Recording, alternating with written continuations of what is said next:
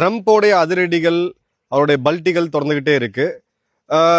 ஒன்று நீ straight of ஹார்மஸை open பண்ணு, இல்லைன்னா உன்னுடைய எனர்ஜி செக்டர் உன்னுடைய பவர் கிரிட் எல்லாத்தையுமே பஸ்பமாக்கிடுவேன் அப்படின்னு சொல்லி 30ஆம் தேதி இரவு ஒரு எச்சரிக்கை கொடுத்திருந்தாரு. இப்போ 31ஆம் தேதி அமெரிக்க ஊடகமான வாஷிங்டன் போஸ்ட்ல என்ன செய்தி வருதுன்னா, ட்ரம்ப் தன்னுடைய நெருங்கி இருக்கக்கூடிய ஆட்கள் கிட்ட இந்த போர்ல நம்ம எதுக்கு போனோமோ அந்த வேலையை முடிச்சுட்டு ஸ்ட்ரைட் ஆஃப் ஹார்மஸ் திறந்தாலும் சரி திறக்காட்டையும் சரி அமெரிக்கா இந்த வாரம் வைண்ட் அப் பண்ணும் அப்படின்ற செய்தியை வந்து கொடுத்துருக்குறாங்க.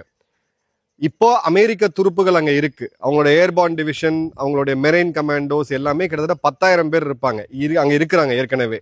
இது பில்டப். ட்ரம்ப் 31ஆம் தேதி காலையில சொன்னது அப்படின்றது வைண்ட் அப். இப்போ பில்டப் ஆகுமா வைண்ட் அப் ஆகுமா, அமெரிக்கா பின்வாங்குதா அப்படின்னு கேட்டீங்கன்னா, கிளியர் கட்டா தன்னுடைய எதிரிய ஒரு குழப்பத்துல வைக்கக்கூடியதுக்கான ஒரு பொலிட்டிக்கல் ஸ்ட்ராட்டஜி தான் இது. நேத்து உங்களை நாங்க தாக்குவோம், எங்களுடைய படைகள் இப்போ சூழ்ந்துட்டாங்க, கார் தீவுகளை பிடிப்போம். இன்னைக்கு இல்ல நாங்க வந்து ஸ்ட்ரெயிட் ஆஃப் ஹார்மஸ் திறந்தாலும் சரி அதை வாங்குறவங்க விற்கிறவங்க நடக்க பிரச்சனை நம்ம எதுக்கு அப்படின்னு சொல்லிட்டு ட்ரம்ப் சொல்றது வரக்கூடிய வெள்ளிக்கிழமை, குறிப்பா வெள்ளிக்கிழமை இரவு சனிக்கிழமை அதிகாலை ஒரு மிகப்பெரிய தாக்குதலுக்கு அமெரிக்கா தயாராகிறாங்க அப்படின்ற போது இதுவும் வழக்கம் போல ஒரு டிசப்ஷன் தான் அப்படின்றது நம்மளுடைய அனாலிசிஸ். டீடைல் வீடியோஸை நம்ம யூடியூப் சேனல்ல பாருங்க.